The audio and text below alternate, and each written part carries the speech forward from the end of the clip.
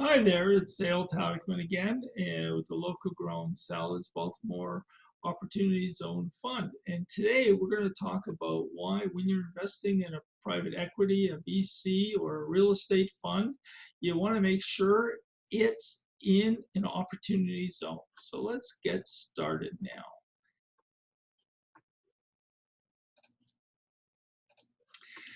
Okay, the Local Grown Salads Baltimore Opportunity Zone Fund is a Reg D 506 fund only available to verified accredited investors through subscription. This presentation is for informational purposes only. The fund details can be found in the private placement memorandum. My goal today is to explain why you can make more money when investing in a fund that is inside an opportunity zone fund. So to get started, we're going to use data from PitchBook benchmarks. Very cool, very interesting piece of document. There's a link inside the Excel. I'll share it with you later. PitchBook, it's a private market data as of third quarter 2018. Basically, we're going to use the TPVI value as a total values paid in, which is essentially cash-on-cash returns. IRR is just too inconsistent and can be manipulated too much, and it's just not a good measurement.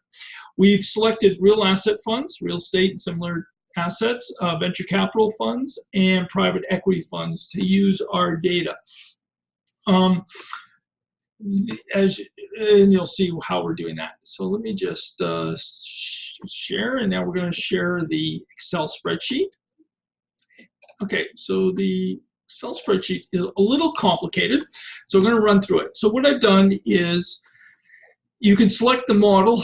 This is how we're going to design the model. We're going to play with these different models, and then we're going to look at the returns when you're outside of an opportunity zone and you're inside an opportunity zone fund. So basically a 10-year rollout, you have a piece of property, you get some income on the property, you get some equity income, which we're not having any right here.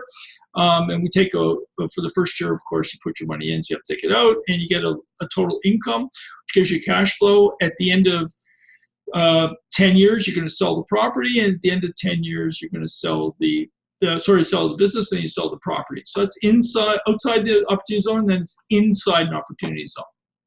Over here, you'll find a description of the financial model. So we took the pitch. These are real assets only. So we took the PitchBook data, real asset 2008 vintage, and it told us that property gave a 1.27x return. So you can see a 1.27x return. And that, if it calculated out using this method, provides you a 10.24 IRR. Because property always gives income in terms of rents, we had to have a cap rate. So there's our cap rate set right there. And you can change your cap rate when you get the model to play with it. Okay, so we now look at the first year, the vintage 2008 vintage pool, and we see it did a 1.27 return, very nice. But what happens if you had actually put in capital gains into that money?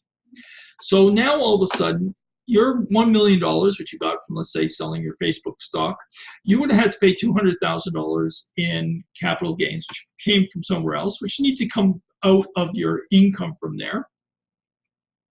So you'll see that you didn't quite lose a little bit of money there, but then you made $68,000, which is your cap rate every year. At the end of your investment, you had to pay your capital gains on the $737,000 because the property, of course, increased in value every year, and you made 1.669, so you made $69,000. That's after you paid your capital gains. But let's say that thing was you were using 10-year presentation and you were using opportunity zone tax benefits, you would not have to pay the capital gains until the 7th year, at which point it also gets discounted by that 15%, and you're now down to $170,000. And when you sell the property, you don't get any capital gains. So now your return is 1.2 million, and your 1.2 million, you can see that your improvement between inside an opportunity zone and outside an opportunity zone was $177,000. So you can see that the improvement was quite good. So this was a back to the vintage year was 2008. Let's make it a 2009 vintage year. We see that the return went up to 133, and you would have made another $192,000. And if it was a 2010 vintage year, which is even better year, 1.51, you see all the same numbers play around, and you would end up with another over $250,000 more. And let's take a look at the model, make sure the model works correctly.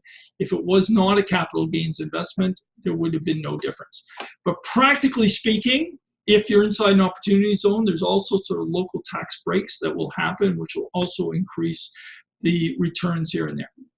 Okay, so now let's look at a private equity type model. So we're going to go equity only, and we're going to put this into equity only, and we'll set this to be, and we have the six types of returns that we're looking at: private equity, and then some VCs, and we can run through those so you can see what happens here.